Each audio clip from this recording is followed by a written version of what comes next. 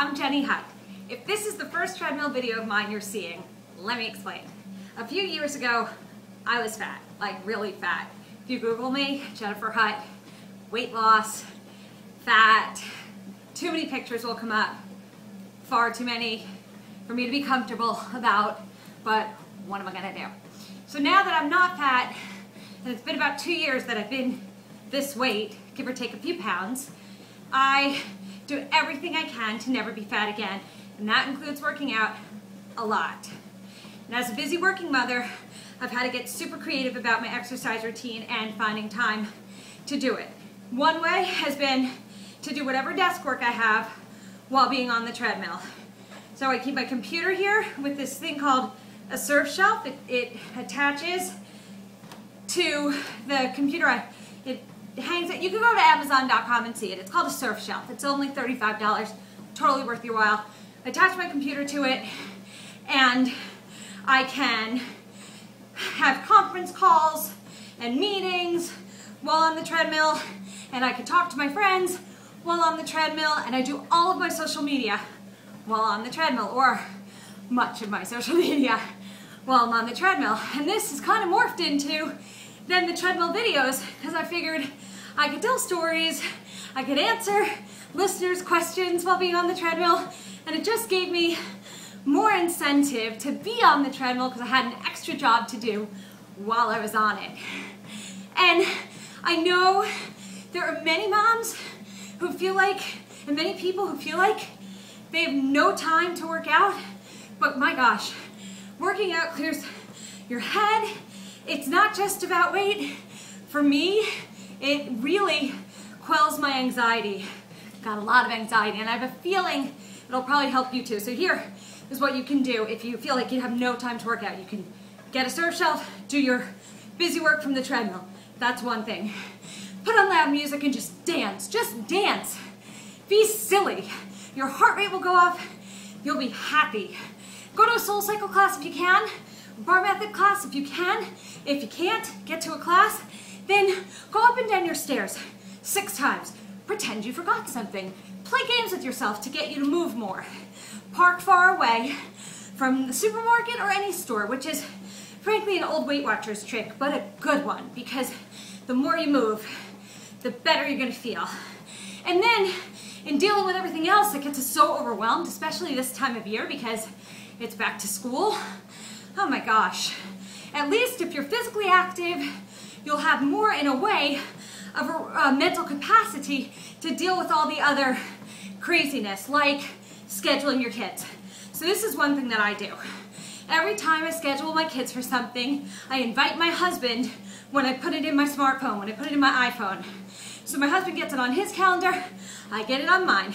If you have a partner or you're a single parent, send it to your partner, send it to a trusted friend or another family member, so someone always knows where the kids are supposed to be. That way, if you screw up and you forget your kid, which happened to me last year, I forgot to pick up my son at school. Oops. The kid will always be covered, should that happen. Someone will know that someone's supposed to be there, and chances are there will be a dialogue throughout the day. Kid won't get forgotten. We've all done it. Every night when we have dinner, what I'll do is I'll take leftovers, and then in the morning, the kids can have that for breakfast. And frankly, if they don't want to have dinner for breakfast, they can make their own breakfast. They can have waffles. They can have a bowl of cereal. It doesn't have to be that big a deal. It's just breakfast, lunch comes later. I also make sure I'm up every morning about an hour before everybody, because I need that time. I wake up very jittery. That's how I'm wired. I need that time to be quiet and chill, have coffee and read.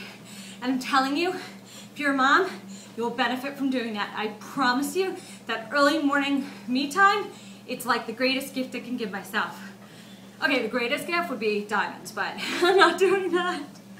Oh, I also think wearing sparkles as often as you can will make you happy. I'm very obsessed with my Emmy Jake headband. Love it.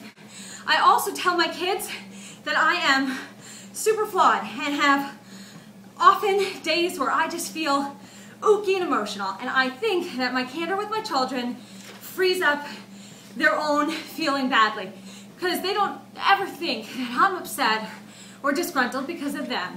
They know it's my work, it's my hormones, it's just my all-around mental state.